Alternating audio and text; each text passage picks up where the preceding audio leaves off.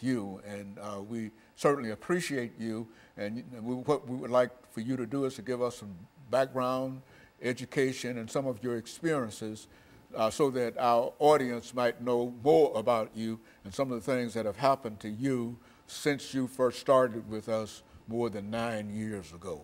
Let's do it from that perspective. Well, Dr. Haney, I am in the 11th grade. I go to the Nashville School of Arts, where my specialty is music. I play trumpet and French horn and piano. I do jazz band, classical, and marching band with the Pearl Cone Marching Band in North Nashville. Growing up, I loved music, and I still do, but I also had a pull towards politics. I've always enjoyed learning why our government is set up the way that it is and why laws are established in the process that we go through to get said laws established. And I've always wanted to have a say-so in things, and so my dream is to be a political commentator. I do plan on going to college for it. I'm undecided as of right now, but that is my lifelong dream, and I believe that I will have a show of my own one day. That's basically sums up my background and why I'm on the show, and I feel like the show gives me kind of a head start on giving my opinion and spreading my knowledge to others, because ultimately that's all I want to do. And I feel like I can appeal to my age group a lot better, seeing as they'll probably respond better to someone who looks like them and is of their same, age range, as opposed to listening to Fox News or CNN. Very good. And so, Lana, let's talk about, I think we said that the topic today is the impact of imperialism and colonialism on the African continent. And during the last part of this segment, let's have you to give us some information in reference to the definition of imperialism, colonialism in the African continent, and why this should be important in terms of what we're talking about today. Well, imperialism and colonialism are often confused. Most people think that they're interchangeable, though they are not. Colonialism is a result of imperialism, and imperialism is when a larger, more powerful country takes control of a smaller country. For instance, imperialism could be described as Europe's influence on North America, or Europe's influence on Africa, which we'll be getting into in the next segment. Colonialism, when most people hear it, they think of Jamestown. They think of the early settlers here in the United States, but most people fail to realize that colonialism was a widespread thing, though it came in waves. There was the imperialism around the time of the early United States, and then new imperialism at the end of the 19th century, which is what we'll be focusing on today. And this is when Africa is divided during this period of new imperialism, I think, yes, as it was called. This is when British, German, all these forces came in and changed the face of Africa forever. Very good. And so what we'll do, we'll take our first commercial break in the next minute or so. But what I want you to do during this second segment is to enlarge upon this whole idea of imperialism and colonialism, and speak specifically to the African continent, because I think that you've got a lot of information in reference to the relationship between these three ideas. And what I'd like for you to do is to demonstrate to me, because I was somewhat reluctant to talk about this as a topic with you this morning, but I think you've demonstrated that you've got some good information in reference to it, and that you're ready to prepare to deliver it. So when we take our first commercial break, we'll come back and we'll give you an opportunity to go full force into telling the audience of the impact of imperialism and colonialism on the African continent. And of course, we'll be back with our audience following this very, very short commercial break.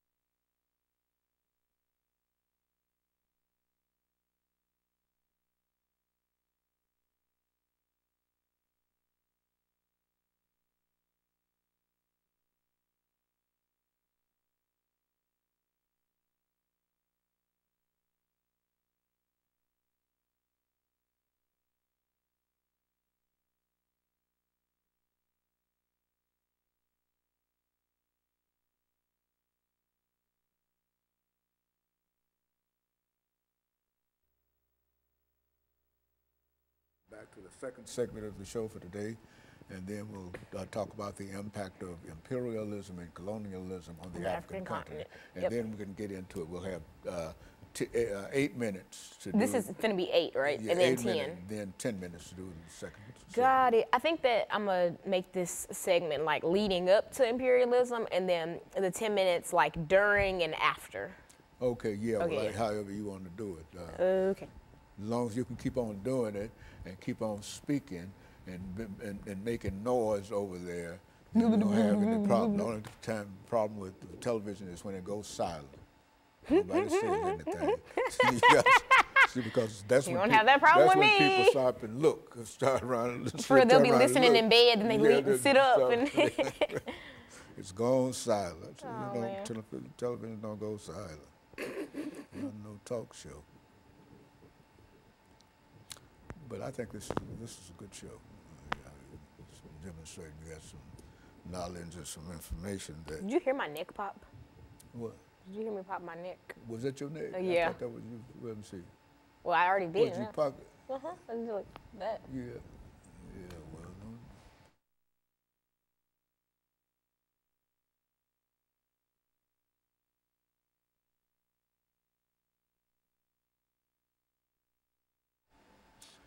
Thank you and welcome back to the second segment of the show for today.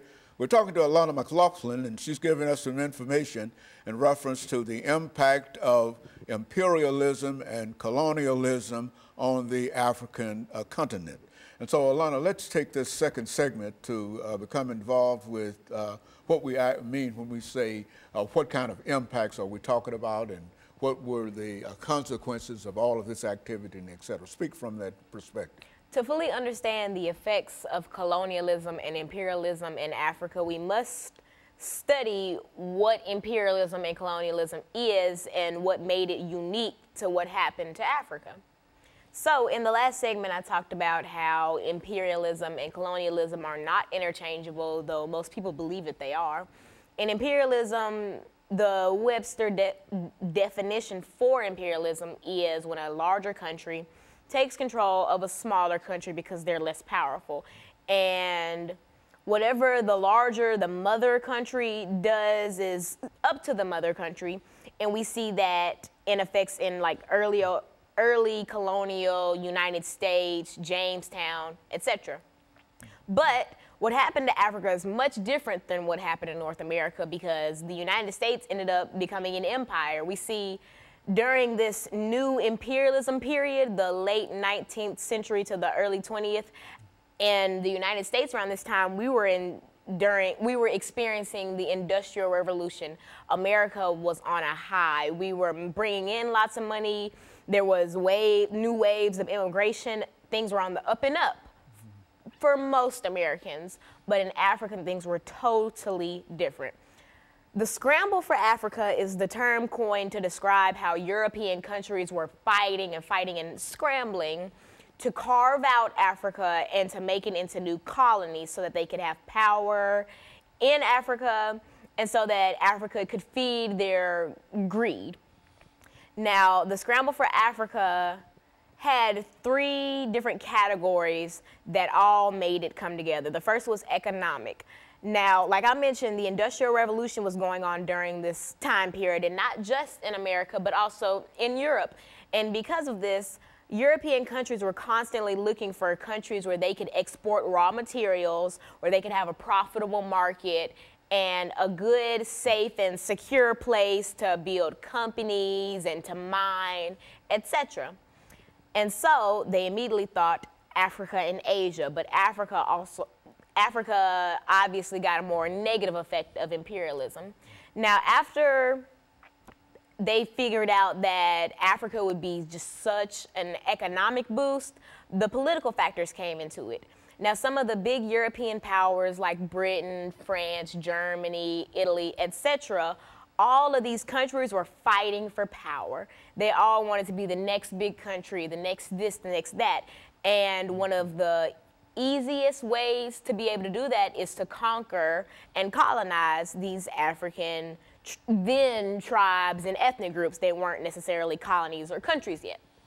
Now, the last is social. Now, during the Industrial Revolution, things in Europe weren't always on the up and up like how I described they were in the United States. There was lots of social displacement from people in rural areas whose homes are now like mining towns or like factory towns. There was lots of unemployment and lots of homelessness. And so initially, even before these European powers discovered the political and all these other sides, all these other positives for colonizing Africa, the first thought that these European countries had was, oh, we're just going to send our surplus population to these settler colonies in Africa, and that'll help with the unemployment and the homelessness. And that was the initial thought. That was what was supposed to happen to Africa. But of course, we see in 2019 that that did not happen.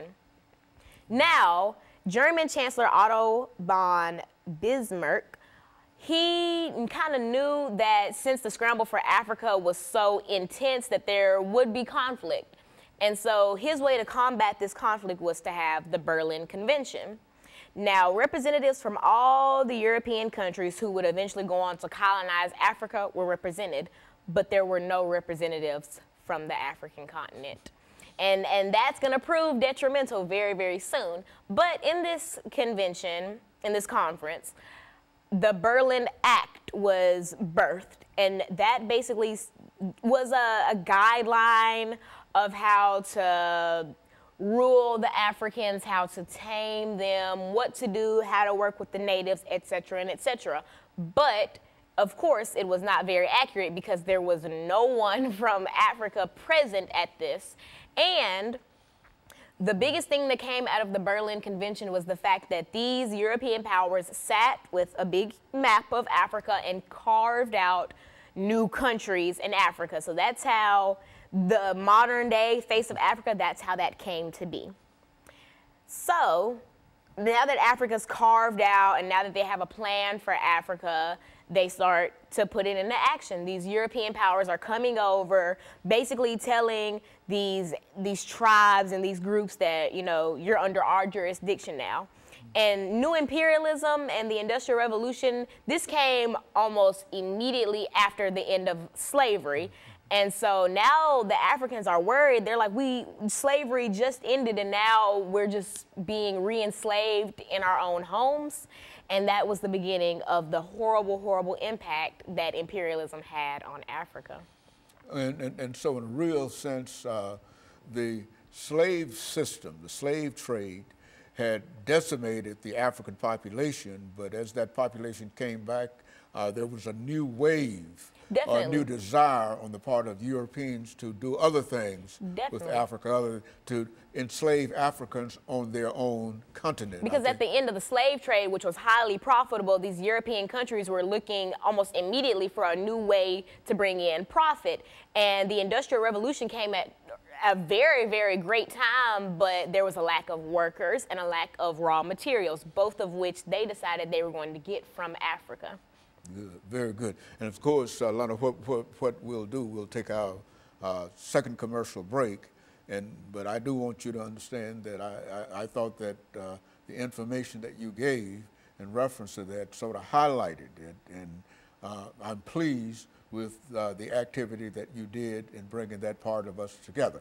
But what I wanted to do with this final segment is to give you an opportunity to bring all of this information together and simply to talk about the impact that imperialism had upon the African continent. And I think that that'll be enough for us. And so we'll be back with our audience following this very, very short commercial break.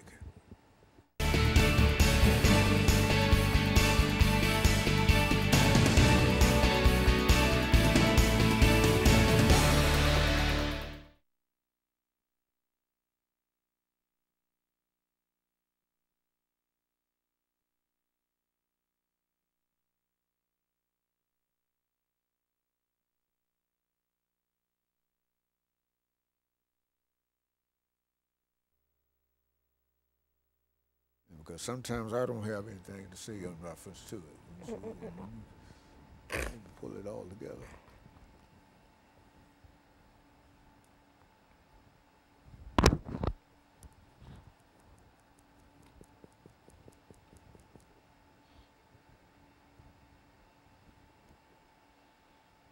Now, what the next show is for? Walker? Walker, is that Walker? What time do you think we'll be done? Around 2? Around 2:30 or somewhere. I gotta be at the church at 5, so we'll come home and then go back.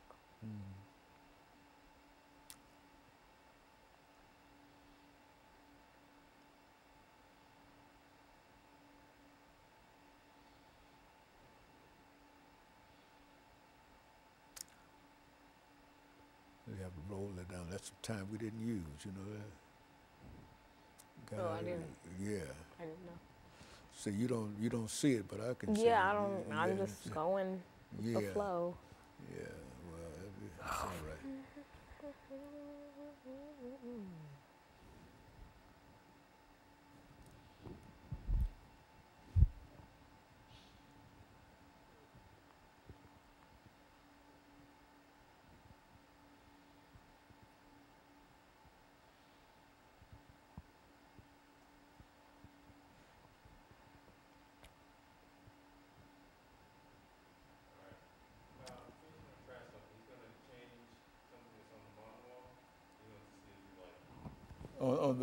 On the wall? Yes. Okay. You like that more? Is it gonna say we'll be right back? Like, this is not the original? No. Okay, so you know how we were having the problem that big thing was kind of cut off? Well, he just put another one up there. And so now you can see the full comments with Dr. James Haney. So do you want to keep that? Yeah, let's keep that. Yeah, let's keep that. Okay, this is the last segment, 10 minutes.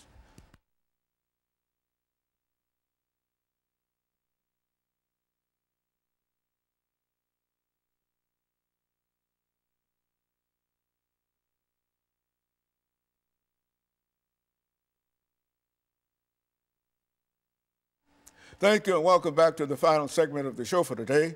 We're talking to Alana McLaughlin, and she's given us some information in reference to the impact of colonialism and imperialism, Lana, had upon the African continent. And I think you gave us some excellent information in terms of laying out the conflict that we have to deal with.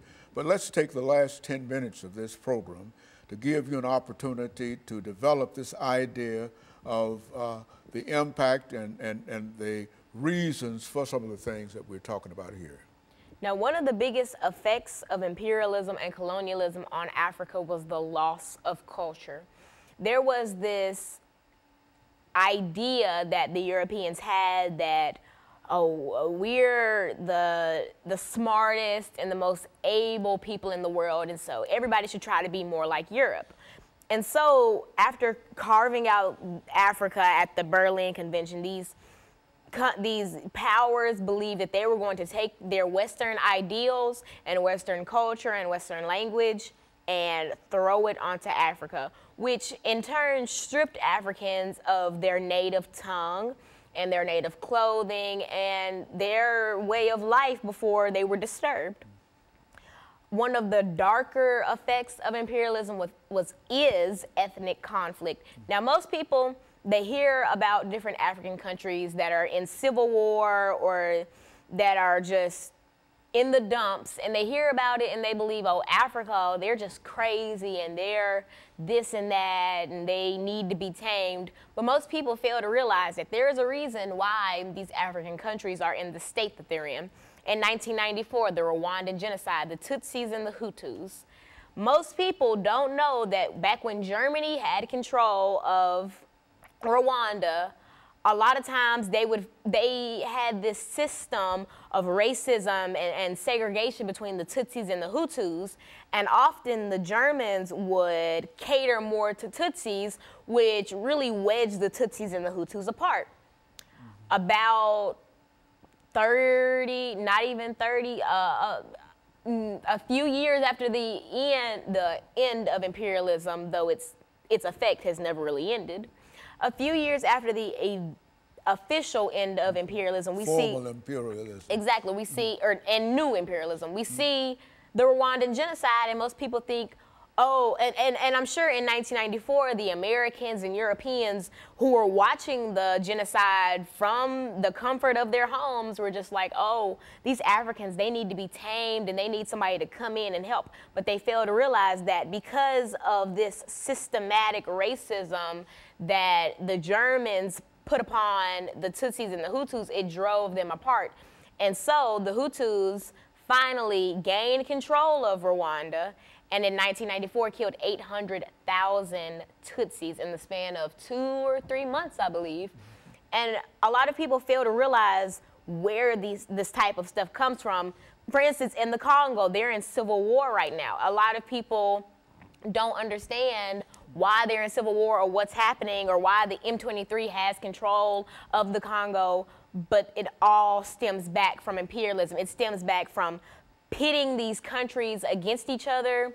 It stems from ripping them out of their homes, forcing them to work, forcing them to find shelter in these gangs, in these groups, in these terrorist groups, forcing them to compete with Europeans for a way to live. We see in the Virunga State Park, which is home to the rare mountain gorillas in the Congo is currently under the control of the M23, and the state park is struggling to stay open while there are powers that are coming in that are trying to mine in the park, though mining is illegal in the park, and that are trying to take away the livelihood of these people.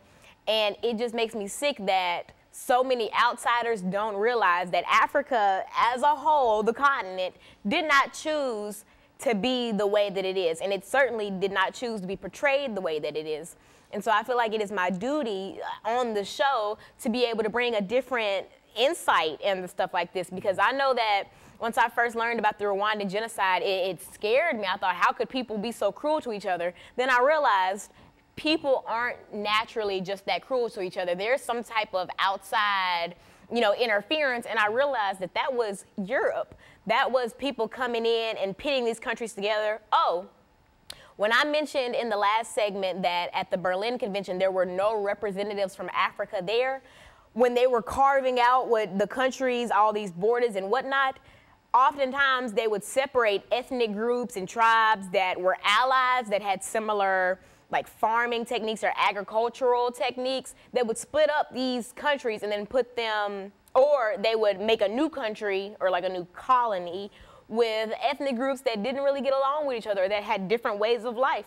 For instance, with the Tutsis and the Hutus, I want to say that the Hutus tended to be more cattle herders and the Tutsis were more workers.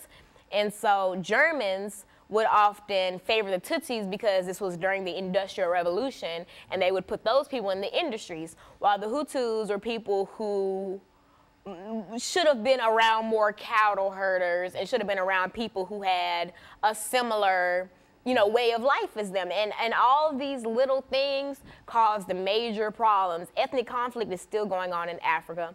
There are some conflicts that are still going on from the period of new imperialism. Like I mentioned with Rwanda, a lot of the Hutus who were killing Tutsis in Rwanda fled to the Congo.